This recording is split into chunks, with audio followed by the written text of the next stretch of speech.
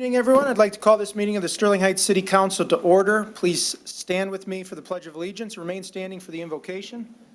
I pledge allegiance to the flag of the United States of America and to the republic for which it stands, one nation, under God, indivisible, with liberty and justice for all. Dear God, please bless our elected officials. Grant them courage and wisdom to do what is right for all citizens. Amen. Amen. Thank you, Mrs. Riska. Can we please have the roll call? Mayor Taylor? Here. Ms. Zarko? Present. Mrs. Kosky? Present. Mr. Lusk? Present. Mr. Schmidt? Present. Mr. Shannon? Present. Mrs. Zarowski? Here. Council, we need approval of the agenda tonight.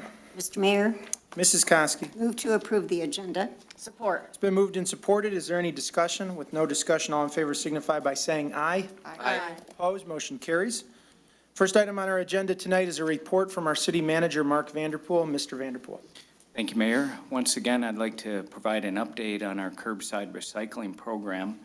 As many of you know, Waste Management will be discontinuing their curbside collection in Sterling Heights, and that's effective July 31st. But the good news is GFL will be starting up curbside recycling services on August 1st throughout the city. There's two very important changes, both good. First, the service with GFL will be much less costly than Waste Management. In fact, it'll be $57 annually, and the service will be improved as well. You will get once a week curbside collection, so far more convenient for residents and less costly. So we encourage you, if you're a current subscriber with Waste Management, to contact GFL. I'll give the number right now. It's 844-464-3587, and you can begin to subscribe to their service right away, and again, that'll start August 1st.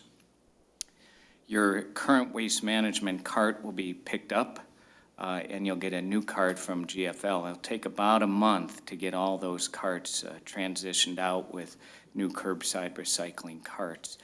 But nevertheless, you can, if you subscribe to GFL and your cart hasn't been collected yet, you can continue to use your Waste Management cart, and GFL will collect your curbside recycling material.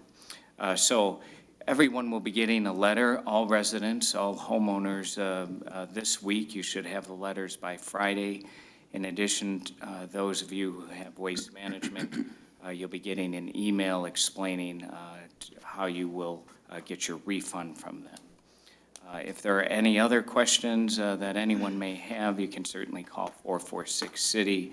We'll be happy to answer any questions.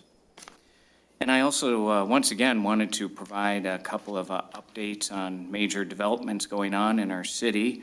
We're going to hear from one a little later on in the agenda along Van Dyke, but there is another one in the vicinity of 15 Mile Van Dyke I wanted to highlight. This is immediately west of the recently opened Holiday Inn Express, and we'll pull it up on the screen for you. This is a 4-story hotel, which will include an all-brick and stone facade, 98 rooms, an indoor pool, 2 outdoor plaza and sitting areas, a fitness center, meeting rooms, an extensive lobby, lounge area, breakfast kitchen area, etc. The site will also include extensive landscaping that will coordinate with the also recently approved Christian Financial Credit Union, which will go to the east of this hotel right on the corner of 15 Mile and Van Dyke. This project has already gained preliminary site plan approval, and building and engineering plans are expected to be submitted soon. So you should be seeing some foundation work occurring later on this year, with the project getting finished up next year. You can see it's very aesthetically pleasing. It fully complies with all of the city's ordinances, including the recently approved landscaping ordinance by the City Council. Just thumbing through a couple of these pictures, there's a number of stone material that will be on the building, but again, all very pleasing. And last meeting, I tried to highlight this facility, but we had some technical difficulties. But this facility is a little further north, just off of Van Dyke, right across from the post office.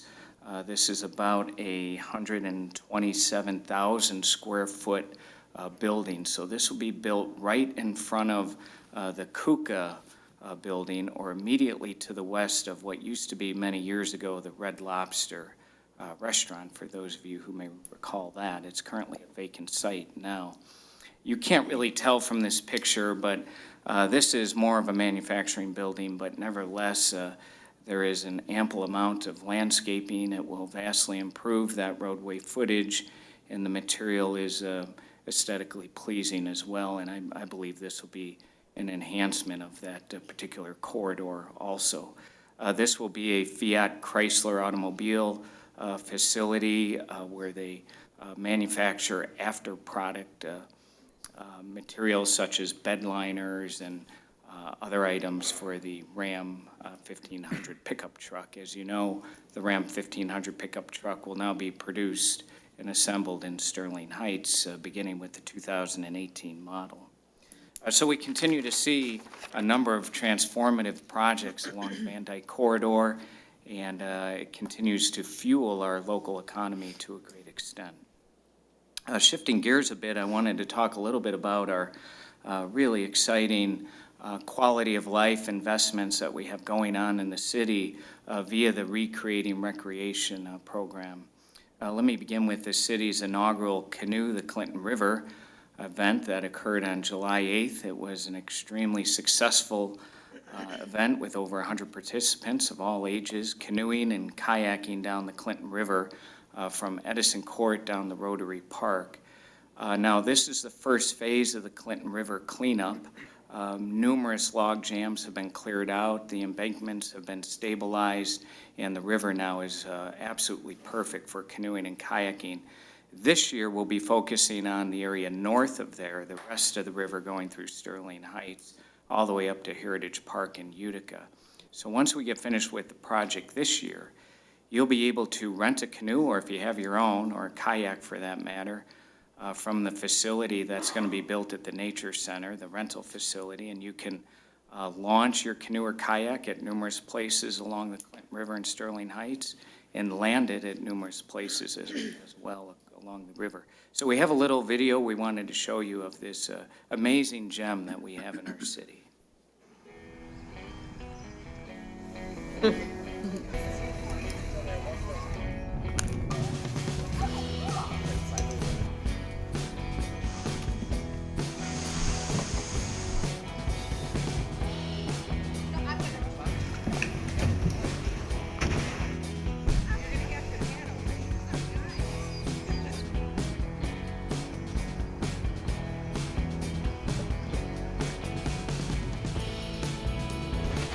Good to go.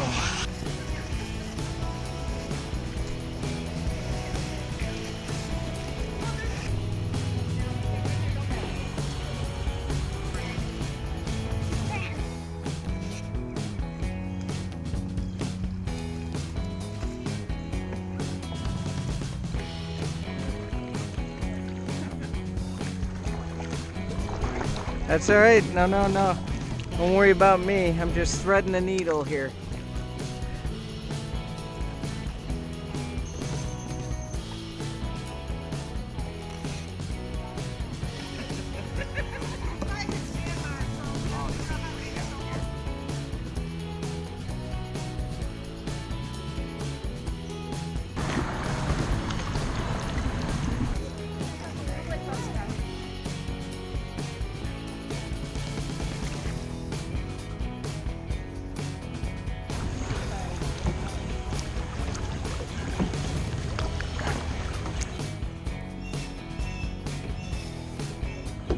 What a different perspective of the city.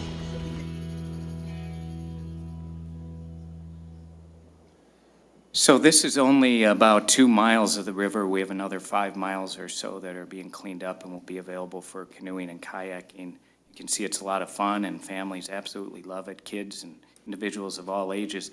And speaking of recreating recreation, this evening the City Council actually dedicated the groundbreaking for the new skate park, which will be between the library and the courthouse. This is just one of many features that are being built under the Recreating Recreation Initiative. After Sterling Fest, you'll see the complete makeover of Dodge Park. Next year, you'll see the community center starting to be built right across the street. There are many local parks that have already been upgraded with new playground equipment. And you also see the bike hike extension from Delia beginning probably later next year. The connection is from Delia up to the nature preserve near Troy Beaumont. And the dog park will be built in the third year as well. So we have a lot of projects that are underway and being built over the next couple of years through this amazing initiative approved by the community last November. So look forward to more updates as the projects continue. And Mayor, that concludes my report this evening.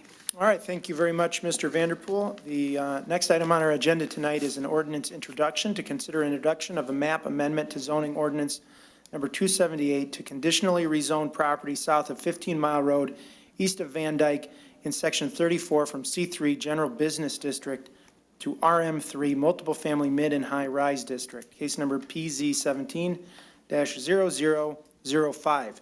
We have a presentation tonight from our city planner, Chris McLeod. Mr. McLeod. Thank you, Mr. Mayor, Council, Mr. Vanderpool. As noted, Mr. Mayor, this is a conditional rezoning request, a consideration for introduction of that request from C3 to RM3, which is our multiple family mid and high rise district, for a piece of property, or actually two pieces of property, one development site south of 15 Mile Road, east of Van Dyke. The Gallo Companies is requesting this on behalf of Sterling Landings LLC for the potential development to facilitate a 200-unit multiple-family residential apartment development. The proposed development would be developed in two phases. We'll talk about those in 1 second, with 5 buildings in the first phase, 4 buildings in the second, and it would also include 4 specific recreational areas and extensive landscaping within the remaining green belt areas. The unit sizes will range from approximately 600 square feet for a one-bedroom townhouse type unit to up to 936 square feet for a 2-bedroom garden-style unit. I do want to stress that the applicant, probably also talk about this as well, is the unit total at 200 is a max cap number. Depending on the type of units and the number of units, that number may actually be less in terms of total units once the 1-bedroom versus 2-bedroom configuration is finalized. A lot of that will depend on market. In terms of the background for this particular property, again, this is two different pieces. If we can switch to the on-screen display, kind of show this is an overall perspective of what the development would look like as currently proposed. And then this will highlight a little better in terms of the two different properties. As you can see in the orange outline area is the overall subject site. To the north, you can see the existing developed portion that was the former hotel site. That infrastructure is actually still in place. A lot of that pavement's still in place. The applicant is desiring to utilize that existing infrastructure, provided that it all still meets engineering specifications. The south half of the site is a green site, mostly wooded at this point with a small drain running through it. So it's really a diverse cross-section. Again, fully developed, or I should say somewhat developed northern section versus a undeveloped and wooded site on the south end. So in terms of the actual frontage of the parcel, there is no true frontage on either 15 or Van Dyke. Again, based on this outline, the property is actually accessed via 2 easements, one to the north to 15 Mile Road and then one to the west out to Van Dyke. Those easements are currently in place and have been in place for this particular property. But again, there is no true frontage on either roadway for this. In terms of the master plan designation, the new master plan generally recognizes this area as a commercial corridor, obviously being Van Dyke, but the master plan does talk about flexibility of uses, especially in infill sites. This site can be utilized as or viewed as one of those infill sites where multiple family, higher density multiple family could be appropriate in this particular location. The property to the north is all Zone C3, as you can see on the zoning map excerpt here. To the west is C3. To the south of this particular property, that green piece all the way to the bottom of the screen is actually zoned office, and then the property to the east is zoned multiple family. So in terms of the master plan compliance, we're generally compliant with the master plan. In terms of the zoning patterns, you're generally compliant in terms of zoning, showing in terms of land use, you have multiple family to the east, multiple family, again, as a transition into commercial is generally accepted, as well as the transitioning to the south in terms of office. In terms of the proposal, again, I went through some of those specifics. The recreational amenities being provided include 4 different areas. Those development areas are readily highlighted on this particular sheet. You can see them in these particular, you can see them, there's 2 sites in the front portion of the site. One is a parks or structure type facility. The other one is a gazebo type facility. And then you have the same pattern towards the rear of the site. So each phase will have independent recreation in it. Again, one site for active play area, the other one for more passive recreation in terms of a gathering area. The applicant is requesting 4 variances a part of this site plan. Again, this is a conditional rezoning. The main condition being proposed is the site plan itself. The variances include a minimum setback to the perimeter of the development. Number 2, a variance to allow parking to be located within 25 feet of a building. Number 3, a variance to the minimum sidewalk width when abutting parking spaces. And finally, number 4, a variance to allow parking within the required side and rear yard setbacks of the overall project. Again, the one noted condition of this particular project is the site plan package as currently presented. If I could talk real quickly about the proposed variances. The first one being that the zoning ordinance does require that the minimum perimeter setback for the entire project be 50 feet. The applicant has several areas where the site doesn't meet that setback provision. To the northeast corner here of the phase 1, if you could see the cursor here, it's pretty light on the screen, but there is one pinch point where the property cuts in along that northern property line where the setback is not being met. And then there's actually 2 non-compliant situations here at the southern end of the property where the setback is not being met. The site to the south, further to the south, is zoned office, if you remember the zoning map. But again, that setback here is supposed to be 50 feet. They're short about a foot on one building and about 7 feet on the other building. Keeping in mind that this particular section of the site is a greenfield type of site, and so not constrained by any of the existing infrastructure. In terms of the second variance request, parking by ordinance is not permitted within 25 feet of any particular building. As you can see, we'll just stay on this plan here. The gray outline or gray boxes, as you move through the site, there's a series of 8 boxes here, then one down to the western end of the site. Those are the buildings. The sidewalks go along adjacent to those buildings. So basically, in most cases, you have ranging from 7 to 9 feet before the parking starts outside of the front facade of the building. And ordinance requirements is 25 feet. So the intent of that is to provide green space between the building itself and the sidewalk and then the parking area. In this particular situation, you'll have 2 feet of green belt. You'll have anywhere again from a 5.5 or so foot wide sidewalk to a 7-foot wide sidewalk, and then the parking begins. So a pretty significant setback variance there. Number 3, in terms of parking being again provided along the front facades of each one of these buildings, our ordinance requires anytime you have parking abutting a sidewalk that sidewalk be provided at 7 feet in width. Some of the sidewalks here do meet requirements at 7 feet, but then some of them range from anywhere to, again, about 5.5 feet to about just short of 7 feet, depending on the area that you're in. So technically, by ordinance, that requires a variance. Again, the idea is that to provide a full 5-foot clear width sidewalk against parking, you typically have a 2-foot overhang for that parking space. So therefore, that equals your 7-foot typical requirement for the sidewalk itself. And then finally, the last setback or the last variance request is the perimeter setback itself.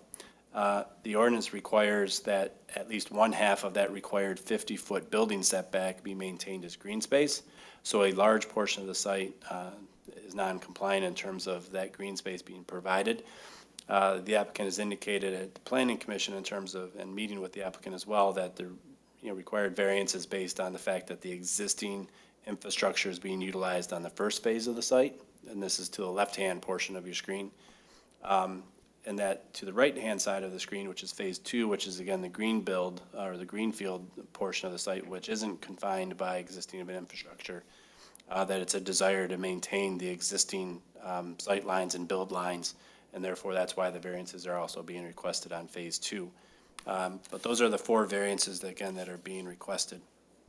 So I think it's a matter that while this is an infill site, it's hampered by, or realistically, in this case, hampered by existing infrastructure. City Council will have to determine whether those variances being granted are a positive or a negative to the overall condition of the site relative to the city's master plan, the city's 2030 vision plan, and the ordinance itself. They are pretty significant variances, but again, the applicant has provided extensive green space or landscaping within the remaining green spaces. The applicant was very willing to work through the landscaping scheme for those areas that were remaining to provide landscaping along the perimeter, landscaping within that 2 feet adjacent to the buildings, and then landscaping in between buildings as well. The recommendation came from the Planning Commission as a recommendation for approval. That was an 8-0 vote with 1 member absent. That was at the June 8th meeting. Between that meeting and this time, the applicant and the planning office and the city attorney's office has worked through a conditional rezoning agreement. That agreement is actually signed at this point. We went through it very quickly. Again, this is only an introduction, so we don't have to worry about signing it right now from the city's perspective, but the applicant has, that conditional rezoning agreement is ready and set to go should this move forward. So with that, I'll be more than glad to answer any questions that council may have. All right, thank you very much, Mr. McLeod. Is there anyone in the audience who would like to speak on this item? I'll take you, Mr. Chudnik.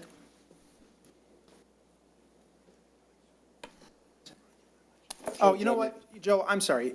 Why don't we let the petitioner go first, and then, so they can go over everything? He may answer my questions, thank you. Yeah, I'm sorry. Mr. Ruggieri, you got to earn your paycheck here.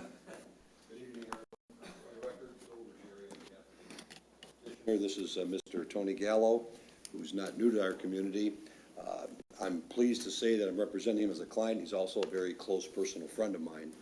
Tony builds excellent products, and he's great at maintaining his sites. He's got the ponds over at 14 Mile in Van Dyke. He has the shopping center at 16 and a half in Van Dyke. As you can see, he's beautified both of those areas. Last Thursday, he got approved for a 44 unit subdivision, R60 zoned at 16 in Ryan. So we'll be building new houses that are beautifully designed. And this project itself, as Mr. McLeod indicated, it's a 200 unit facility. Mr. Gallo's done an excellent job of taking a very difficult piece of land that has infrastructure and sidewalks and created a beautiful apartment complex that'll blend well into the community. It's an ideal transitional use, given the existing zonings around the area. We've got a commercial north and west. You got the multiple to the east, office to the south. This is a perfect fit, and it takes over what basically is just a vacant, non-existent parcel at this time. We're going to make it a very productive piece. And as you'll recall, that was the former Knights Inn site back in its day. And I think it's great that we're going to have something of this nature brought to our city to make it a productive tax base for us and to provide a nice variety of residential uses and opportunities for residents in our city. We have another choice here that normally wouldn't have in the city. And I think Mr. Gallo, combining with his R60 homes he's building and apartments, I think he's giving our city a great opportunity to meet that burden and responsibility. So I think Mr. McLeod, who's worked very hard with our expert team, have helped us come up with a great design. There's good material mix here. The buildings aren't just all uniform. They're broken up nicely with the right combination of colors, et cetera. And I won't belabor all the points that were raised, and I think at this point, if you have any specific questions that you may have, we'll be more than happy to answer those. Okay, thank you. Okay, thank you, Mr. Ruggieri and Mr. Gallo. Now, Mr. Judnick, I'll take you.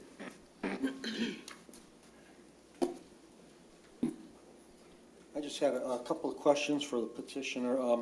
Where are your signs going to be located, since this is back off of Main, 15 Mile in Van Dyke? Are you going to have any signs? I'm all for this development, so congratulations and good luck to you.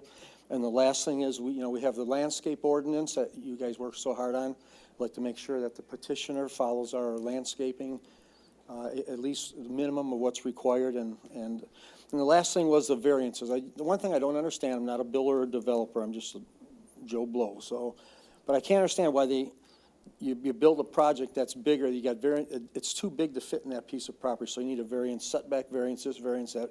Can't you just make the building just a little bit smaller, and then you don't have to apply for all the variances? So I don't know how that all works, but it would just seem if you just made your whole project just a little bit smaller, you could eliminate all those 4 problems at one time. So, but other than that, it looks great, and best of luck to you. Thank you.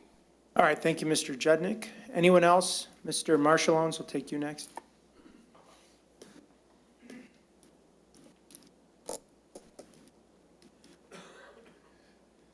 My name's Harry Marshall-Owens, resident of Sterling Heights. I looked at the drawing that you had displayed up there, and that's the guy. Could we put that up there? My concern is anytime you have apartments, it's the quality of the people that we wind up with in them seems to go down. Okay? Also, when you're looking at this right here, you see a real nice looking concept of what it looks like. You're looking probably at about 30 or 40 apartments, but you're only seeing 2, 4, 6, 7 cars. Now, generally speaking, each one of these families usually are 2-car families, and parking becomes a real problem. During the wintertime, and you try to do snow removal, it becomes an impossible problem. Plus, this drawing here shows a vast area right here, but in truth, there's going to be another set of condos along here somewhere, and that's going to be a very narrow band for parking. That's the only thing that really concerns me. I guess I know the Gallo company does nice work, but I just think this is too dense, and I think parking's going to be a problem. Access to 15 Mile Road's going to be a problem. If you're going to have 200 units, you're going to have 400 cars. You're going to have a lot of cars struggling to get out of that parking lot. So I guess that's the things that I'm concerned with. Thank you. All right, thank you, Mr. Marshall-Owens. Anyone else? Mr. Jefferson? Charles Jefferson, Sterling Heights. Can we find out a price of the units per, what a unit will cost for the consumer? And what kind of families are they marketing towards, or what kind of people are they marketing these apartments towards? Can we find out that? Because I got a real good feeling we on the cusp of another market burst. And I hate to see just empty apartment buildings because people can't afford them. So if they could tell us that information, it would be greatly appreciated. Thank you. All right, thank you, Mr. Jefferson. Anyone else on this item? Take you, sir.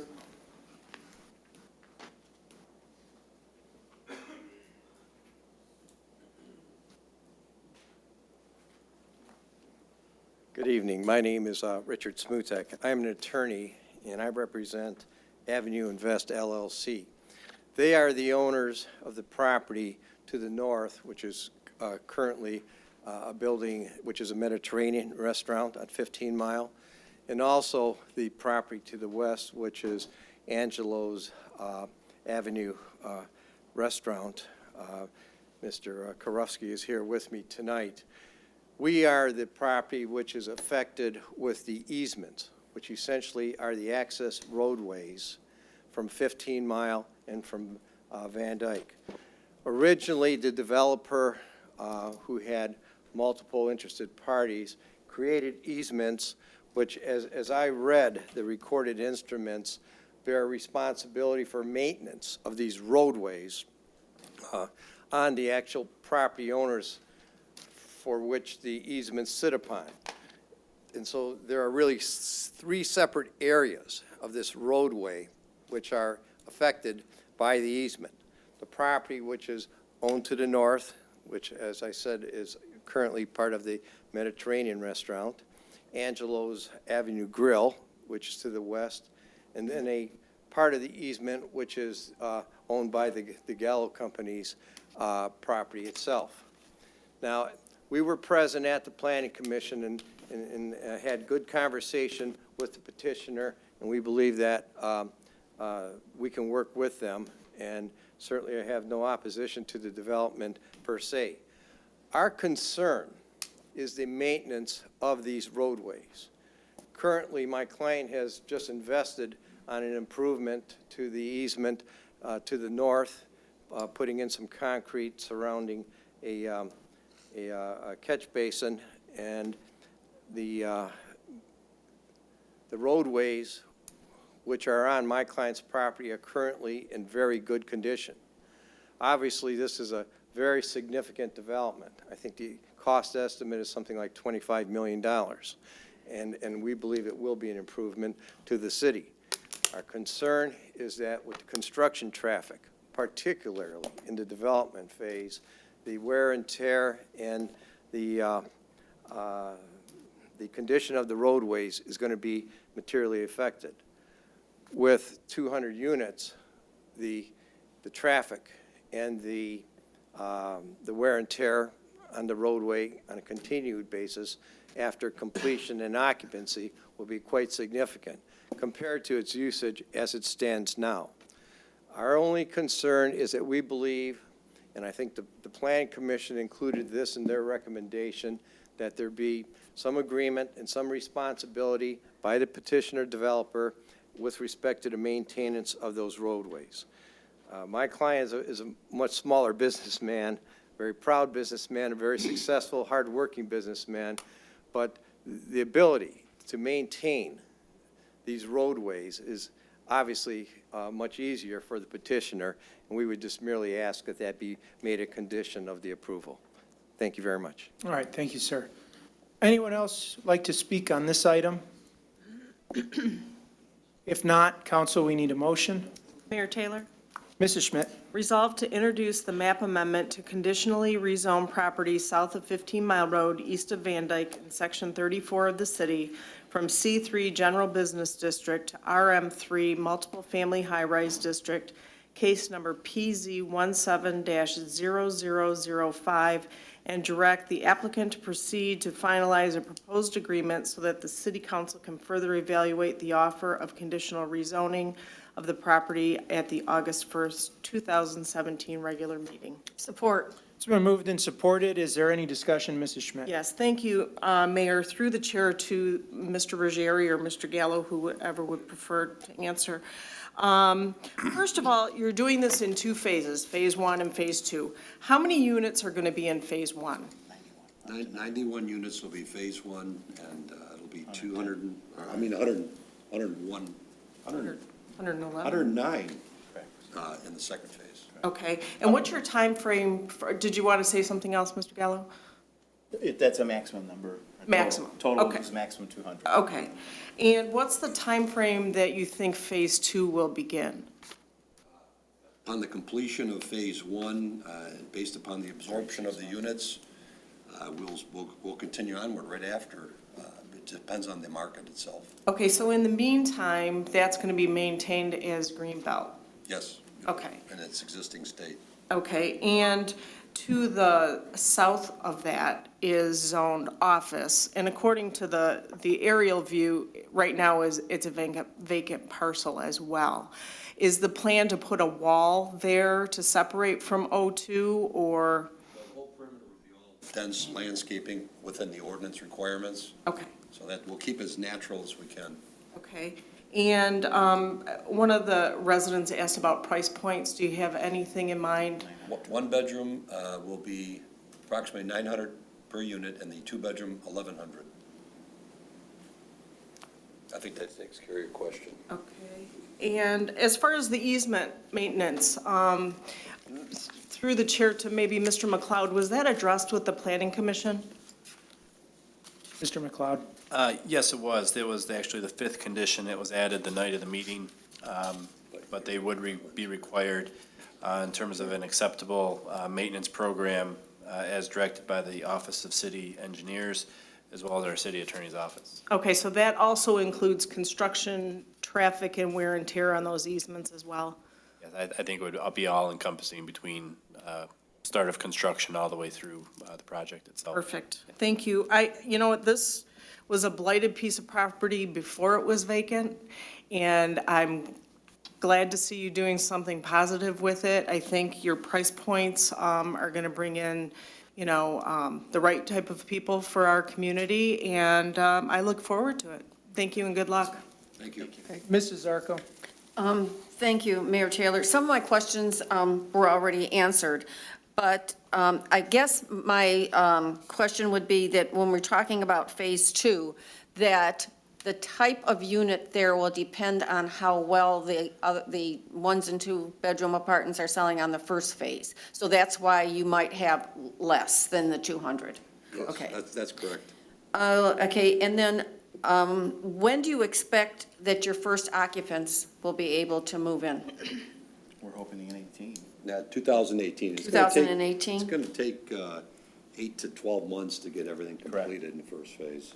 Okay, and if you're using some of the foundation from from the previous, from the Knights Inn? The underground. The and underground. infrastructure. Infrastructure. The Sanitary sewer, infrastructure, but these will have basements? No, they'll be on a slab with new footings. On a slab with new footing, so they won't have any basements? Correct. Okay. And then, I guess, we've talked about the ingress and egress on the, do you feel that what's there now is going to be sufficient for both phases? Yes. Yes. Yes. Have you done a traffic study on other apartments where you have, you know, the density is the same? That, you know, how many people will actually go to work, how many people will leave at 7 o'clock or 8 o'clock or 9 o'clock, and what impact this will actually have on the corner of 15 and Van Dyke? Well, we have 2 outlets, so the traffic flow should be no problem. And it's the same traffic flow that was there before when there was the Knights Inn, except there probably a little bit more traffic, I Right, would there was think. probably- Or maybe less, as far as in and out. Because they're not transient. Right. Right, they're not, exactly. This is their residence.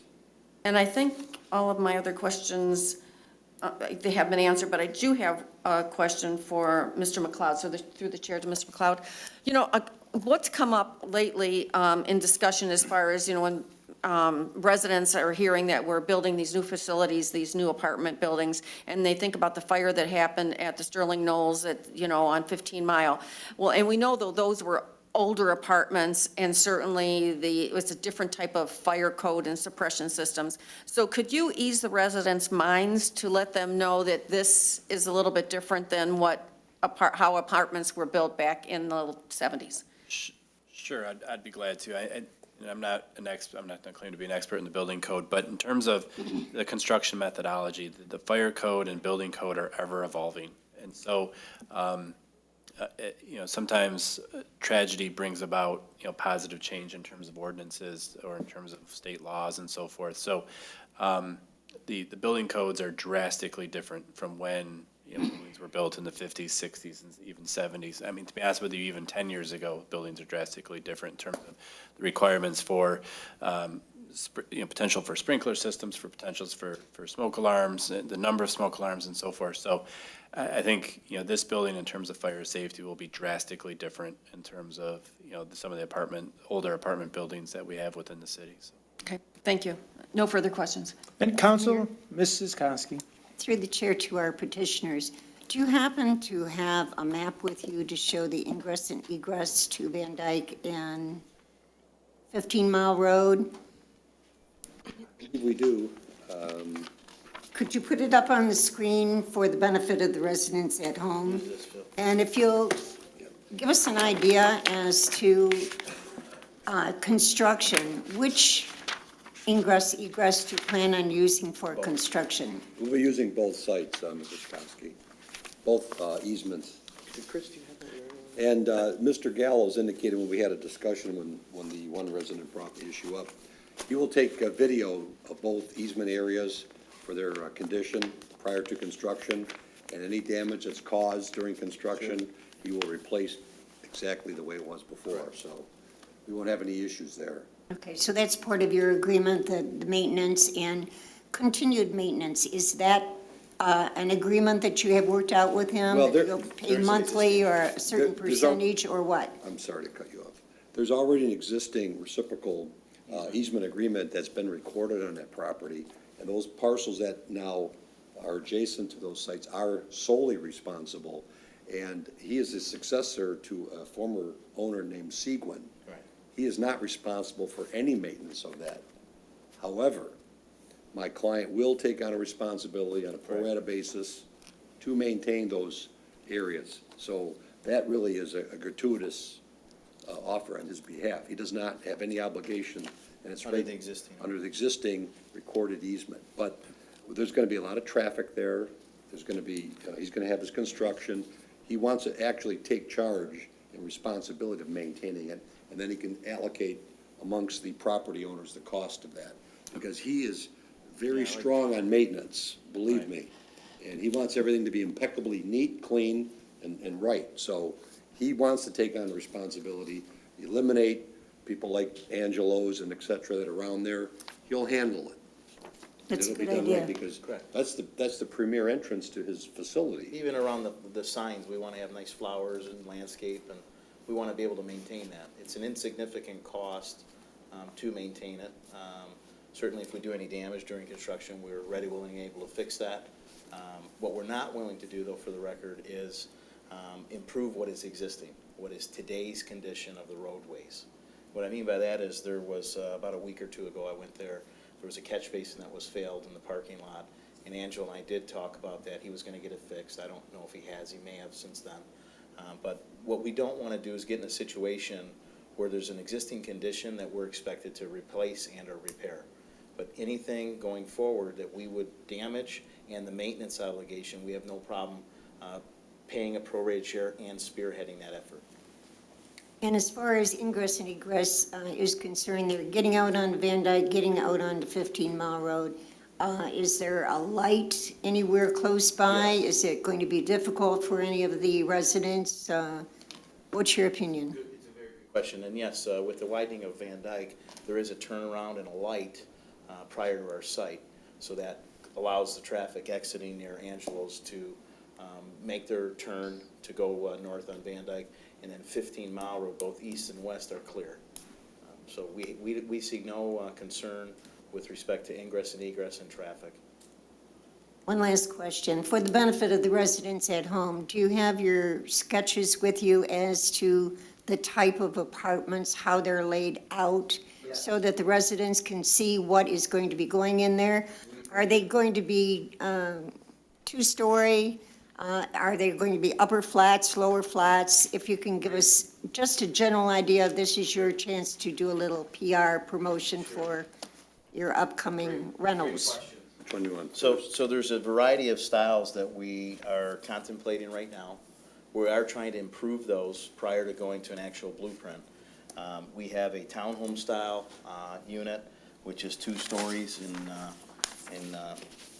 height and size. Let me just pull the Here's other. first and second floor. Right. Just bear with me, please, one moment.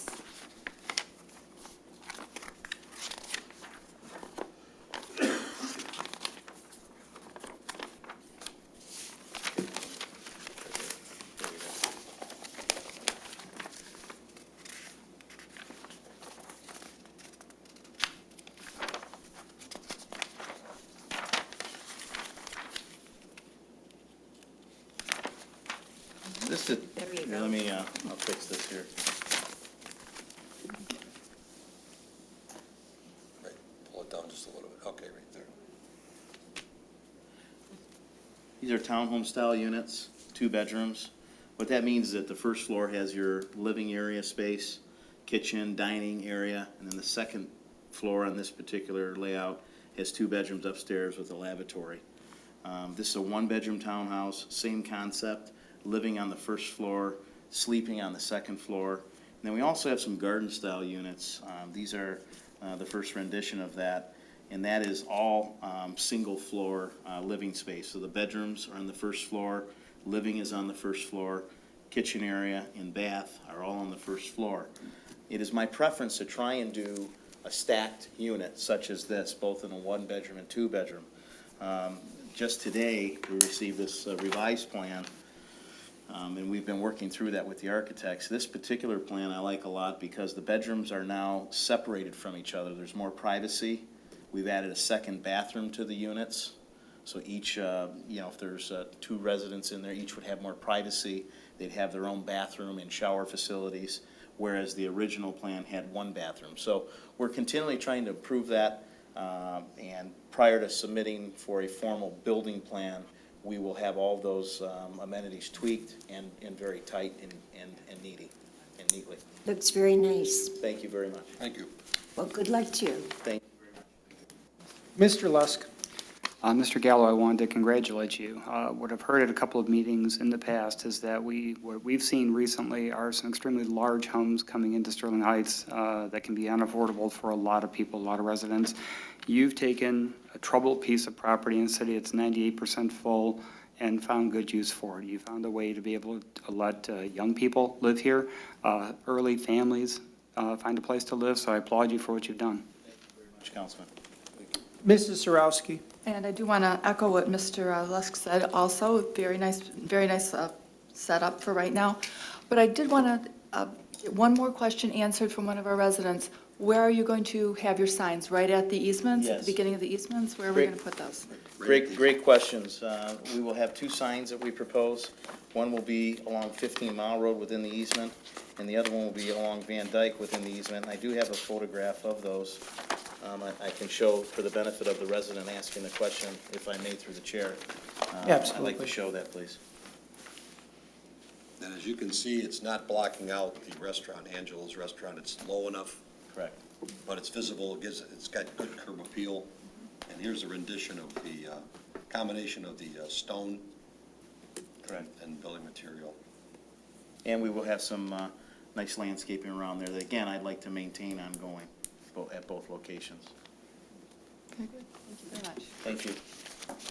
Mr. Shannon. Just really quick, I would think it's worth noting that the variances aren't ideal, but the residents should know that there's very little that can be done with this plot of land. So I think it's great that the Gallo Company was able to have the vision to be able to see that there's, something could be done with this, because since there is no access to a public street, there wouldn't be much that people would be interested in there. So the Gallo Company does a great job. I'm sure that, the apartments will be top-notch. So thank you so much. I appreciate it. So. Thank you. Okay, and as for me, just a couple of responses. Mr. Judnick asked about the variances. From my experience in dealing with developers and people who are trying to build apartment units or apartment buildings, it's very difficult given the rent that you can expect. And there's not a lot of wiggle room a lot of times, especially, Sterling Heights, our market rents are certainly not what you're going to get in Birmingham. So there's less expectancy in what you can get in a market rent here. And what they're doing here is they're using existing underground and above-ground infrastructure, correct? So that is certainly going to bring your overall cost down. Correct. And it could be the difference between making this project a reality and not. So using the existing infrastructure is going to allow this project to go forward. And to use that infrastructure, as I understand, you would need those variances, Yes. correct? Yes, Mr. Chair, yes. So that's I'm very comfortable with these, which are, maybe more generous than most, but there's a very good reason for it, and it's a very good project. Aesthetically, it's very pleasing, and it's going to provide something that I think we need, which is higher density usage, particularly in this area of the city. I think it's going to be a great thing for our city to have. Another resident brought up not enough parking spaces. The parking is actually, for the one-bedroom units, there's 2 parking spaces per one-bedroom unit and 2.5 parking spaces per two-bedroom unit, which seems more than fair. It's hard to imagine a one-bedroom unit needing more than 2 parking spaces on average. So I'm not concerned with parking. And, I think the rents sound very reasonable. And in fact, when you have real estate markets crashing, that's really when apartments are doing better. So I don't anticipate that being a problem. Sterling Heights is continuing to be on the rise. Property values are going up. We have, I may be biased, but I think we have some of the best city services in the state. People want to live here. It's a desirable area. Our population continues to rise, and so this is just another great example of that. So I appreciate everything you've done. I appreciate your willingness to work with the adjoining landowners. I'm excited about this project, and I wish you nothing but good luck, Mr. Gallo. Mr. Ruggieri, thank you. And Mr. Gallo, thank you for the projects you brought to this city. They've been top-notch, beautiful developments. You can drive right up Van Dyke to 16 Mile in Van Dyke, where there was that very depressed, tired-looking shopping center. The improvements that have been done to the parking and to the facade and the buildings, it really helps, because a lot of the complaints that we receive is, what are you doing about vacant shopping centers? What are you doing about these shopping centers that are becoming a blight? And you've taken some shopping centers and done fabulous things with them. So, now we have this project. We're looking forward to it. So, thank you for being a part of the community. And with no further discussion, council, all in favor signify by saying aye. Aye. Opposed? Motion carries. Thank you, Mr. Gale. Thank you, guys. Moving on to the next item on our agenda tonight is an ordinance adoption. To consider adoption of ordinances amending Article 28 of zoning ordinance number 278 and Chapter 12 of the City Code to regulate the zoning, licensing, and operation of new and existing banquet facilities and accessory banquet or event uses. Is there anyone in the audience who would like to speak on this item? Mr. Judnick.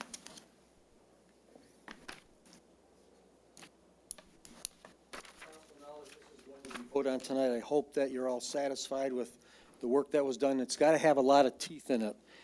These banquet facilities, well,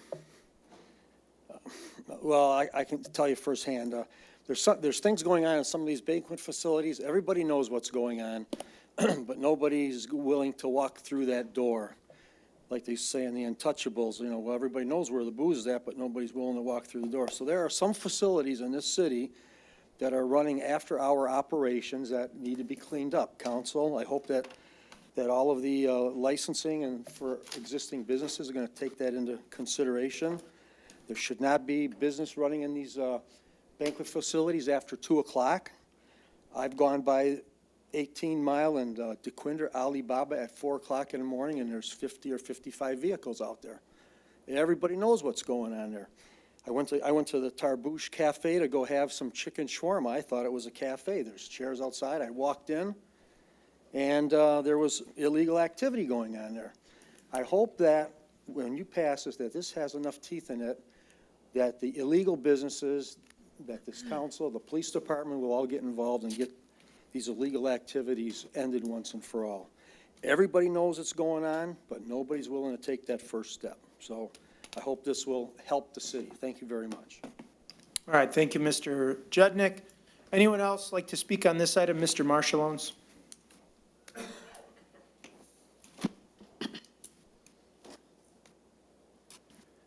Harry Marshall-Owens again. The regulating these banquet facilities really does not strike me as that big of a difficulty. I know in some of the states I've been in, there's a little plaque on the outside of the building right alongside the door, what the occupancy is and what the approved hours of occupation are. Anything beyond that, anybody in the city would know that they're in violation by standing in front of their building. And they drop a dime and police car comes out there and sends everybody home and tickets the owner. There is no real difficulty in resolving the issue. It's just a matter of doing it. One little plaque on the front of the building says maximum occupancy, approved hours of occupancy. Thank you. Thank you, Mr. Marshall-Owens. Anyone else on this item? If not, council, we need a motion. Mayor Taylor, Mrs. Zarko. we'll do suggested action 1 first.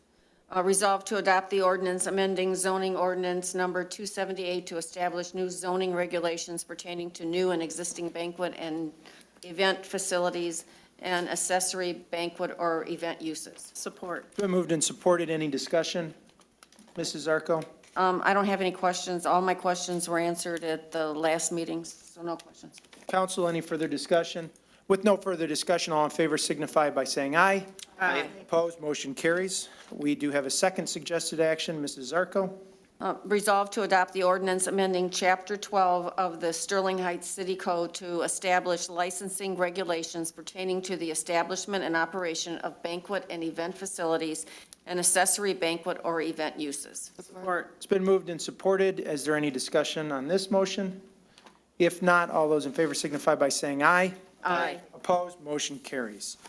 Next item on our agenda tonight is the consent agenda. Is there anyone in the audience who'd like to speak on any item on tonight's consent agenda? I'll take you, Mr. Judnick.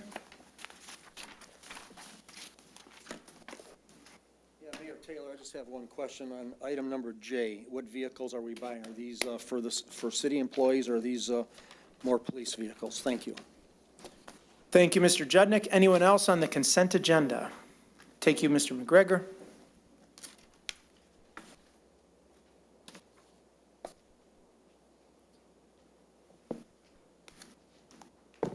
Hi, William McGregor, Sterling Heights. I'm more curious about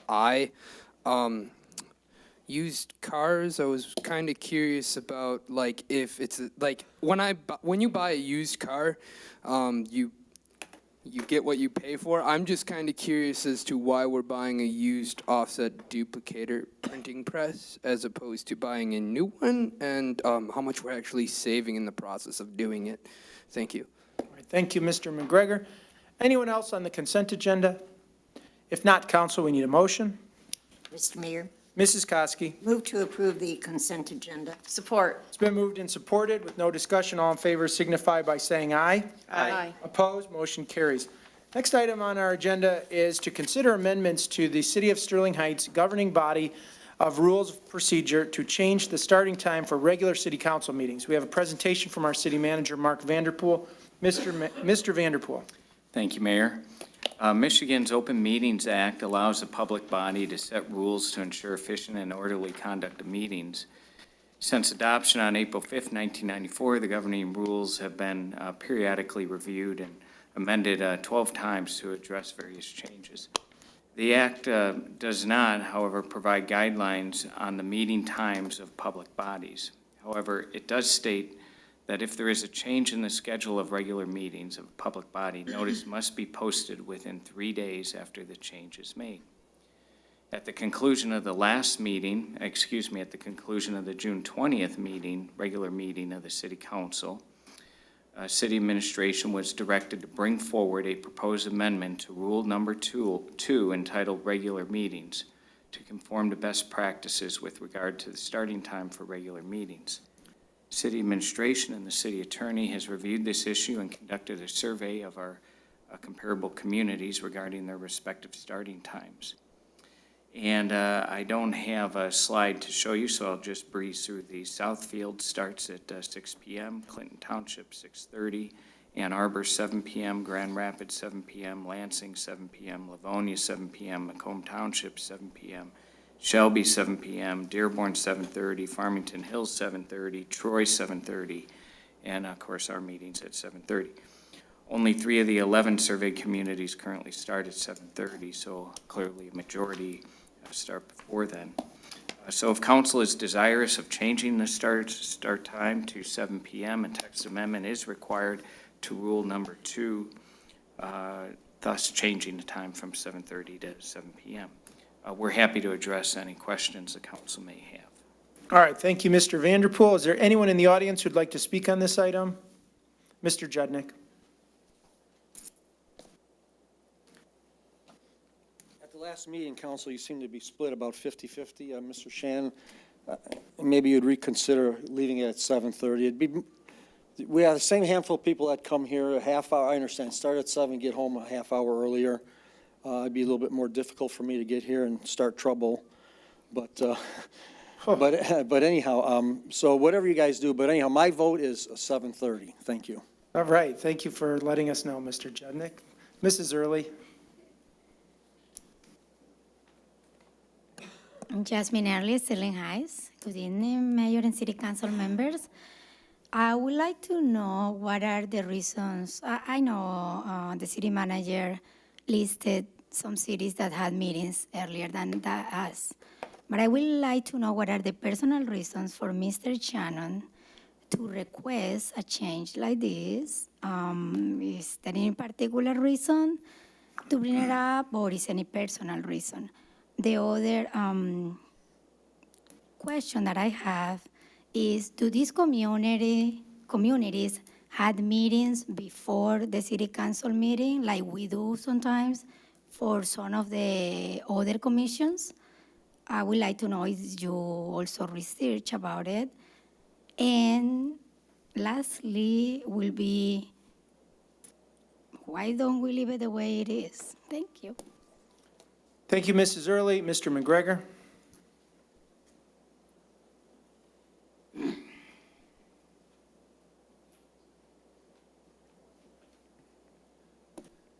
William McGregor, Sterling Heights. I just wanted to voice my support of this. I don't have to get into a suit, so it doesn't really affect me at all.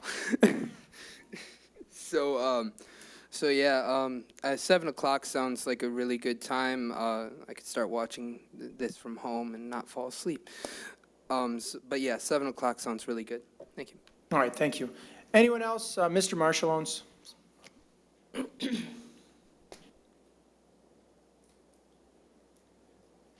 Harry Marshallones again.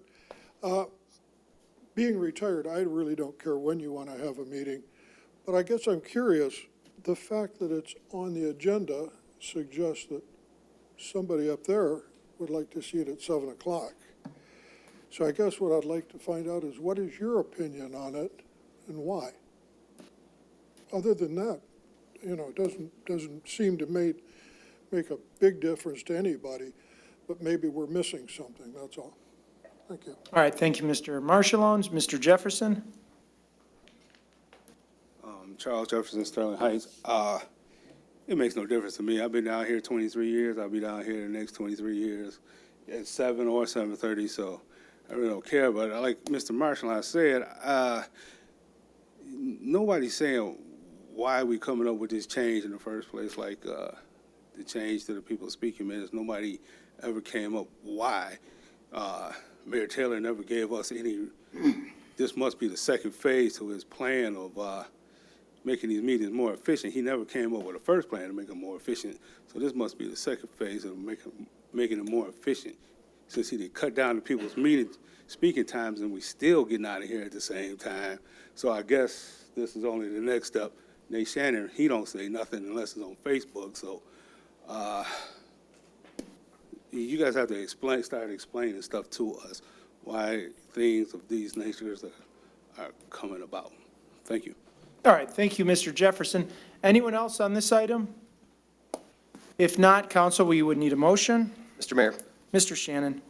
resolve to approve the amendment to Rule Number 2 of the City of Sterling Heights governing body rules of procedure to change the starting time for regular city council meetings. Support. It's been moved and supported. Is there any discussion? Mr. Shannon. Yeah, this fairly simple explanation. I think that it's more convenient for a more convenient time for residents to participate and/or watch at home. Some of the meetings go pretty late, and if residents have more of an opportunity to see a full meeting, I think we should go for it. I don't think it's controversial. I'll let the mayor speak about this, but he did put a poll out online, and the overwhelming majority of people were in favor of that. So that's my reasonings, and I'll be voting yes. Okay, council, any other discussion? Mrs. Sarowski. Yes, also, to be perfectly honest, 7:30, me personally, doesn't matter. I'll be here. Many residents will be here.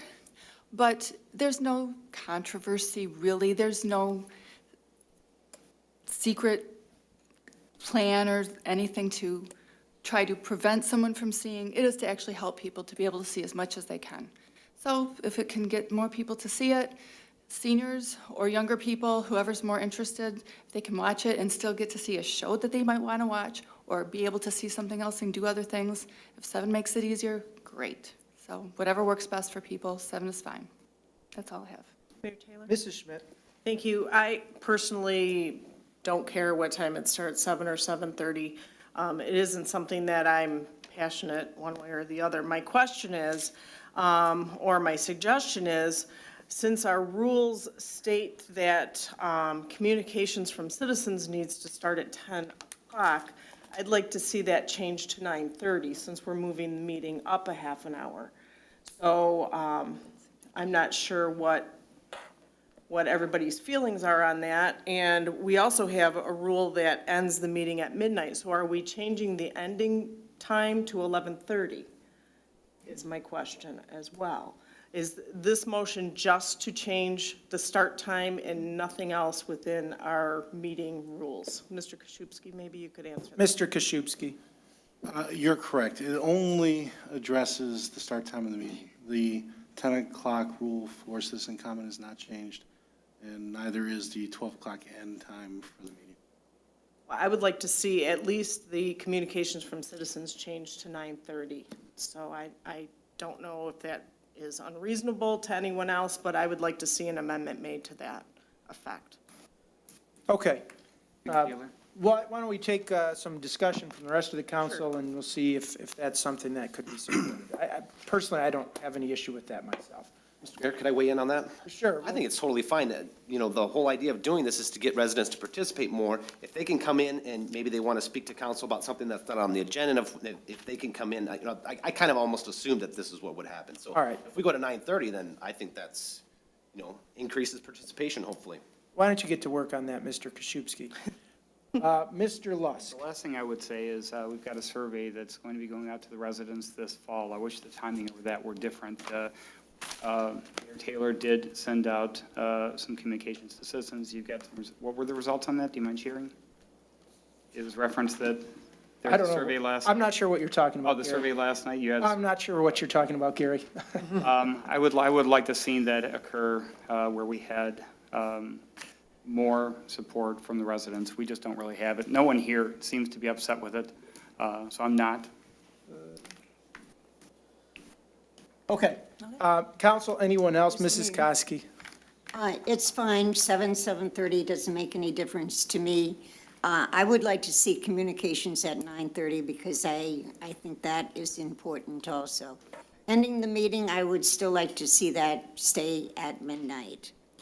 I like the 7 o'clock in that the employees that have to attend our meetings, like the Planning Commission and our clerk, that's going to give them a half hour, hopefully, where they'll be done earlier.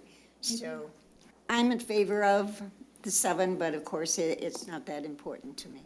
Okay. As for me, a couple of Mrs. Zarko, excuse I'm me. sorry. No, I'm trying to do too many things at once. Mrs. Zarko, go ahead, please. What, you don't want to speak last? Get the last word? You want me to talk after you then, or twice?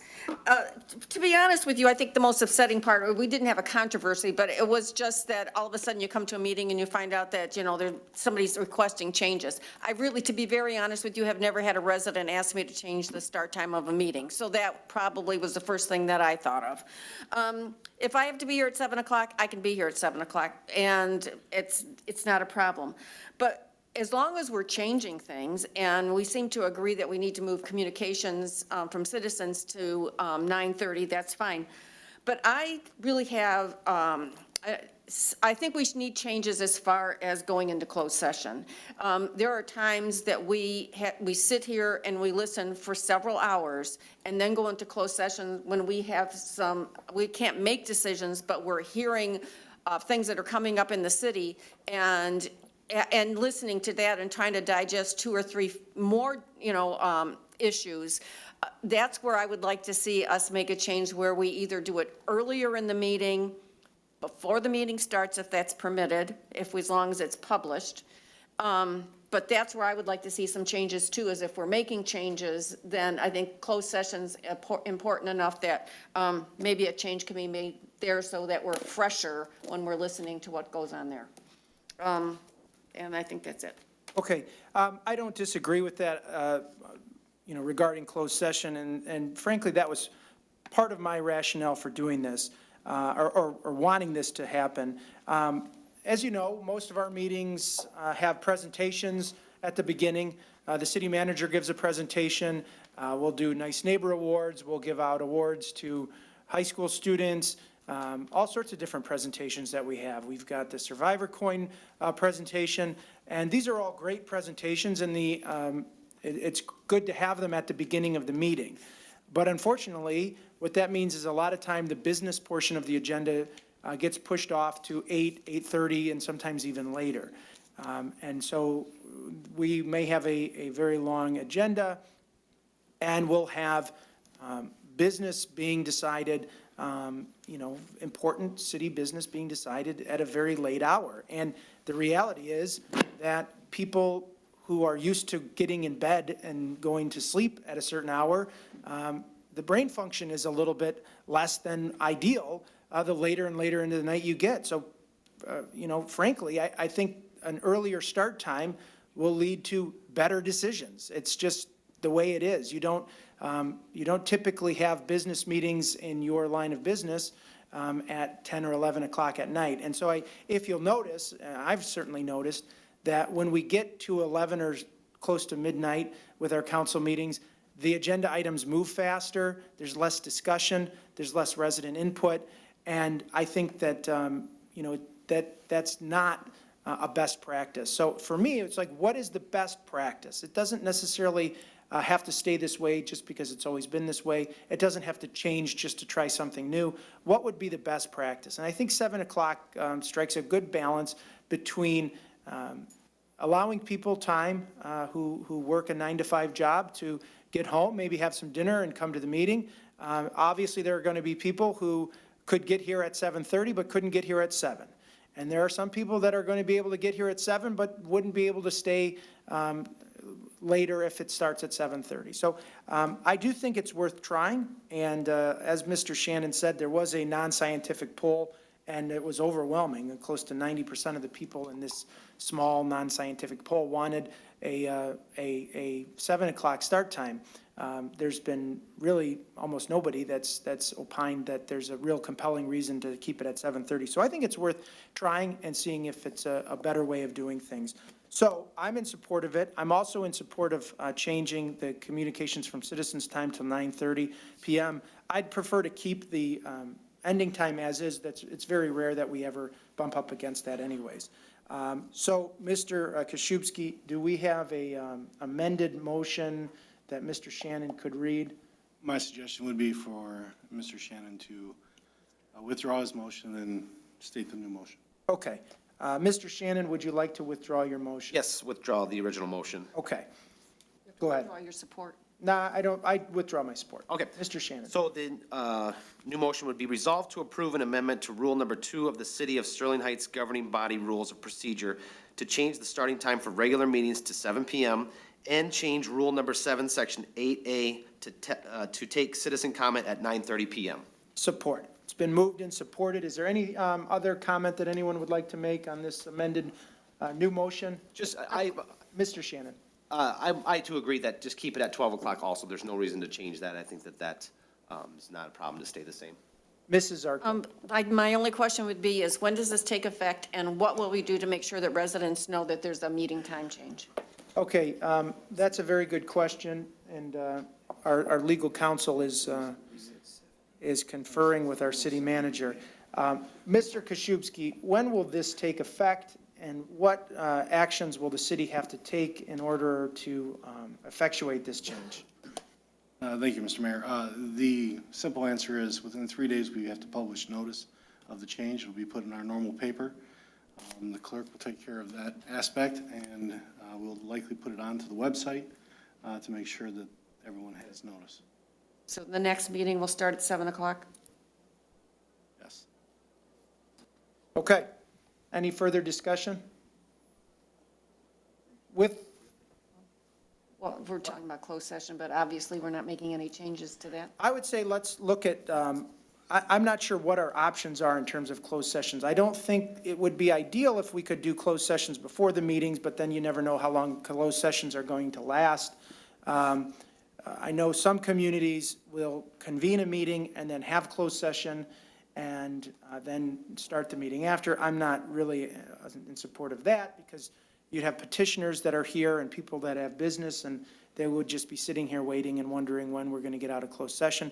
But I think it's certainly something that we can have the administration look into and determine if there's better ways to keep that as efficient as possible, so we're not conducting them in late midnight hours and having the people waiting for hours and hours in the audience too. So maybe we can have them look into that, but not make it part of this motion. So with no further discussion, all those in favor, please signify by saying aye. Aye. Opposed, motion carries. Next item on our agenda tonight is to consider nominations to City of Sterling Heights boards and commissions. Is there anyone in the audience who'd like to speak on this item? If not, council, I believe there is one open appointment to the Board of Ordinance Appeals 2 alternate position. This is a city council appointment. Is there anyone who has a appointment? Mr. Mayor? Mrs. Sarowski. Okay, resolve to nominate Paul Zablowski for consideration as an appointee to the Board of Ordinance Appeals 2 alternate member at the August 1st, 2017 regular city council meeting. Support. It's been moved and supported. Is there any discussion? With no discussion, all in favor signify by saying aye. Aye. Opposed? Motion carries. Next item on our agenda tonight is to consider appointments to Sterling Heights boards and commissions. Is there anyone who'd like to speak on this item? If not, council, this is a board of review. Walter Blessed was nominated at the last city council meeting, and this is the second step of the two-step process. Is there anyone who would like to make the motion? Mayor Taylor? Mrs. Zarko. Resolved to appoint Walter Blessed to the Board of Review to a term ending June 30th, 2020, subject to the appointee meeting the qualifications set forth in Charter 4.03 and taking the oath of office within 2 weeks. Support. It's been moved and supported. Is there any discussion? With no discussion, all in favor signify by saying aye. Aye. Opposed? Motion carries. That concludes that portion of our agenda tonight. We'll move on to communications from citizens. Is there anyone who'd like to speak on any item not on tonight's agenda? We'll start with you, Mr. Marshallins.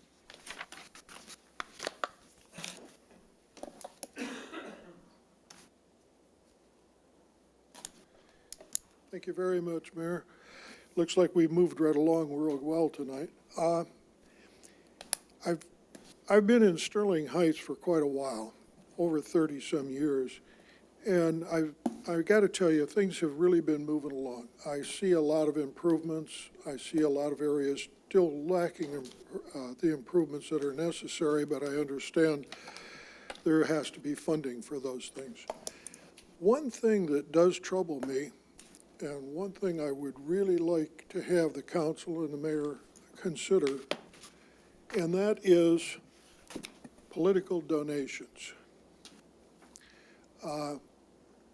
I'm not a poor person. I'm retired and I have Social Security, but I have other monies. But there are a lot of people that don't have a lot of money. But yet, if I was going to make a contribution to any of you, it would have a $100 maximum price tag on it, I can tell you that right now. It's not that I don't like you, but if my son was running for council, I'd only give him $100. If he came to me and says, Dad, I need to buy a new house, I'd buy it for him. But that's the way life is. Anytime somebody comes up with $500,000 or more, they're looking for favors. There's just no other way to look at it. We saw that in Detroit. We've seen that in other cities, and I don't think we want to see it here. I know we had a big thing to do with the Rizzo and the MIT Fund. Okay, whether or not that was good, bad, or indifferent, I would tell you nobody would give money to an attorney that was running a MIT fund and says, here, give this to somebody that's deserving. He would give it to him and say, give this to so-and-so and make sure my name is not attached to it so that I don't get burned. And that's when we see big funds being transferred, this throws all of us into a real tizzy. You folks are paid a salary to be council people and mayor.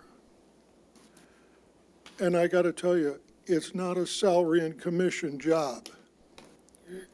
If we're going to start doing that, then we can cut the police benefits and say, if you write tickets, we'll give you 20% of what you write. We don't do that. If you're not making enough money, tell us. But it's not a commission project. If you're making more on your job than what we're paying you, it's bribery. Thank you. All right, thank you, Mr. Marshallones. Who'd like to be next? Mr. Judnick?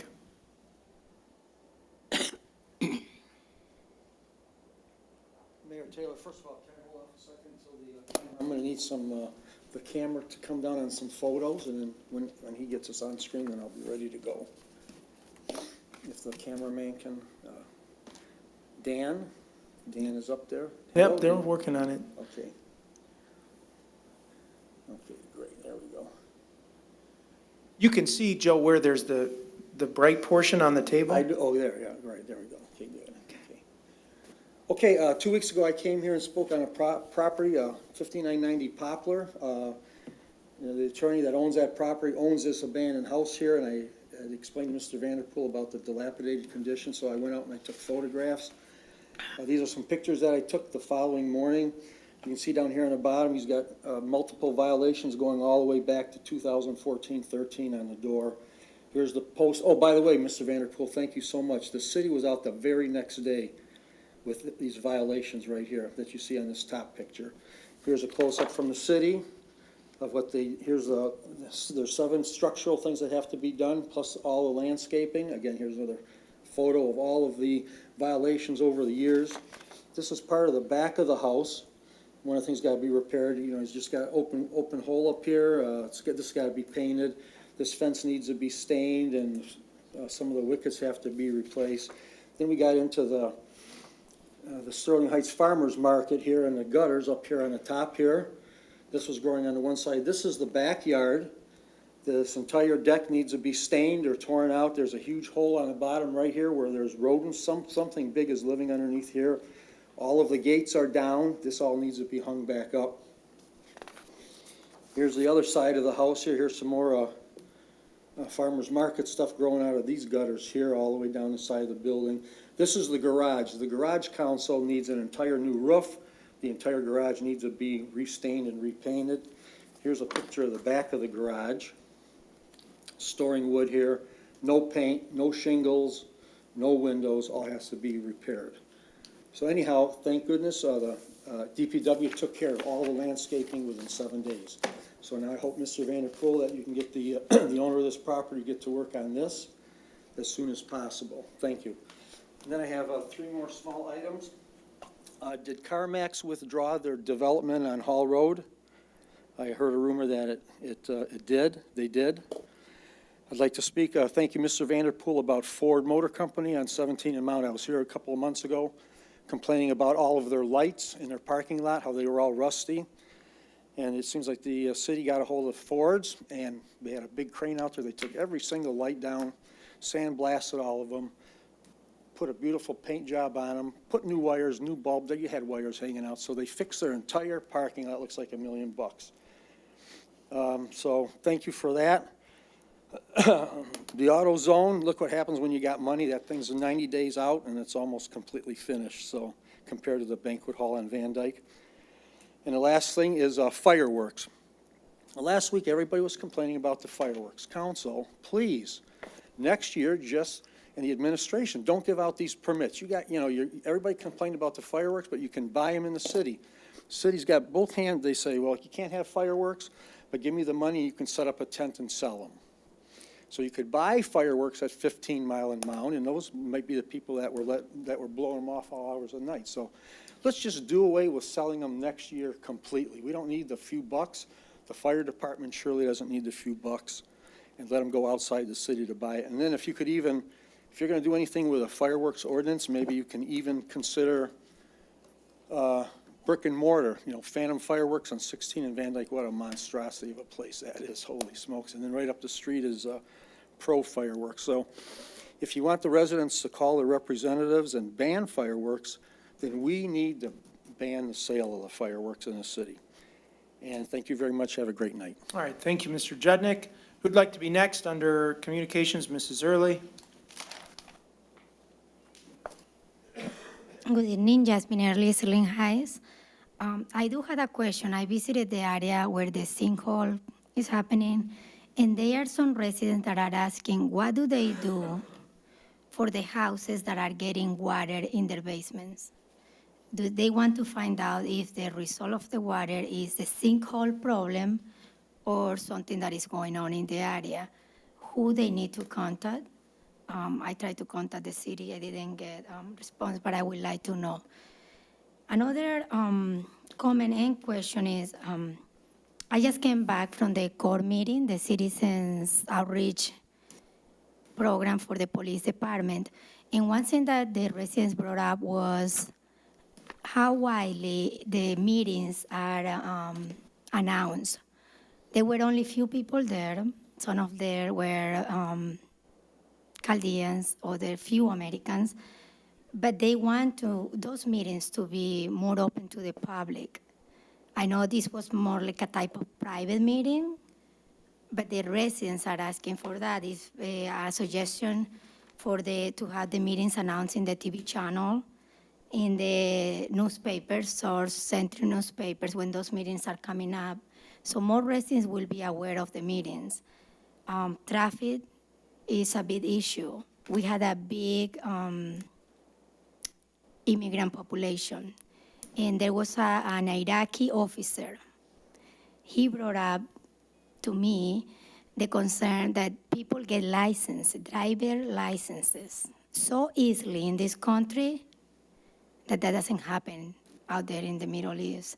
And I'm an American, but I'm also an immigrant, and I know how hard it is to drive in other countries. You have here the best laws for driving, but the people don't know. A stop sign for somebody that is not from here may not mean stop. We need to look into, and I know this is a state issue, but if you as the council members approach who is doing the test for them to get the licenses, you had more an open space to go and see and meet with those people that are giving the driver license. People are driving without knowing what the signs mean and without knowing how to drive here in this country. The other thing was the neighborhood watch, and I want to invite the residents. This is really important, especially in the times that we are now. The community need to get together. You need to know your neighbor. You need to know who live next door and help them, not just because you want to know who they are, but to help them. And we need to encourage that in the city more and more, especially when new development are coming. I just found out about this one. We need to know who is coming to the next door, who is already there. They are seniors, and that is why I keep saying the Pride and Shine program, if we could do it at least once a month through the year, that would be great, because they are people, they are seniors who need that to be done. They need the help. And last, I was not here at the beginning of the meeting, but I want to remind the residents about the Stirling Fest next week from Thursday to Saturday. Thank you. Thank you, Mrs. Early. Anyone else? Mr. Jefferson? Charles Jefferson, Sterling Heights. To piggyback on Mr. Judney, Mr. Vanderpool, there's a house right there on 19 Mile in DeQuinder. On 19 Mile, the furthest west house you can get on 19 Mile Road before you hit DeQuinder. It has hundreds of stickers on it. What's going on with that house? If you could tell us what may be happening. Mayor Taylor, I guess you took some kind of informal survey. It's useless to me, because I guess now there'll be 90% more people coming to these meetings. I doubt it. Another big thing, I emphasized this last year, and I'm going to emphasize it again this year. I believe that we need to have police presence at all Sterling Heights boards and commission meetings, especially, say, Planning Commission or some of the other ones, because those meetings, people get just as heated as they do here because of they may get failed, or the project may be failed, or whatever. But we need to have more of a police presence. I brought it up last year, I think at all meetings, that we could get 2 retired police officers here. We need a metal detector because, like I said, some of these ancillary meetings are just as heated as this city council meeting. So maybe we should look into that going forward here. That's it. Thank you. All right, thank you, Mr. Jefferson. Anyone else under communications? If not, I'll close that portion, go on to reports from city administration. Mr. Vanderpool, anything tonight? Mayor, just a couple quick updates. First, there was a question earlier on the consent agenda about vehicles.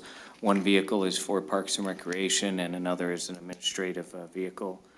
Regarding the comments under citizen comments, Mr. Judnick commented about the city should just deny the permits so that individuals cannot sell fireworks next year. It's a great idea, and I wish we could do that. However, state law prohibits us from unreasonably denying any temporary permits to sell fireworks in the city as long as they meet the state requirements to do so. So there again, we need the state statute changed, repealed, modified in some fashion. And as Mayor Pro Tem Zarco said, at the very least, cities should have home rule control to regulate not only the sale of fireworks, but also the use of fireworks as well in our municipal boundaries. We'll continue to work on that, but we need the help of the community to press upon our state legislatures the need for the change. There was some comment about who people contact about basement backups or water in basements near the people. It's the first I've heard of it. I'm not aware of any residents in our community being directly impacted with any sort of flooding at all. But any of those individuals can certainly call 446-CITY. They can call me directly. They can email us. There's many ways to get in touch with us. I'll check with our DPW department, see if we've had any inquiries. Don't believe so.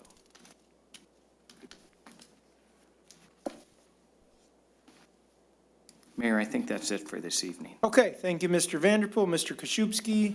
Nothing tonight, Mr. Mayor. Open it up to council for any council reports, new business or unfinished business.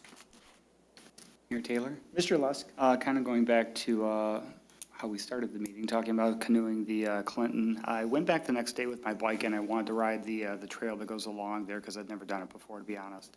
Riding the trail, I realized that there are several places where residents, if they don't want to get on a canoe, can still have great access to Clinton River.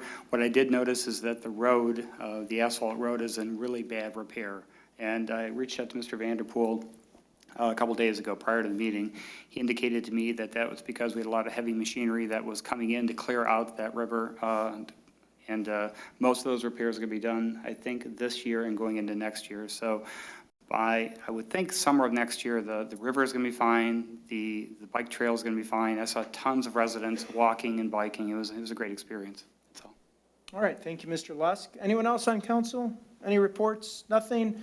I would just say, come on out to the farmer's market this Thursday and then Sterling Fest next week, and keep enjoying the summer here in Sterling Heights. So with that, I would entertain a motion to adjourn. So moved. Support. And moved and supported with no discussion. All in favor say aye. Aye. Opposed? Motion carries. This meeting is adjourned. Thank you for coming out tonight.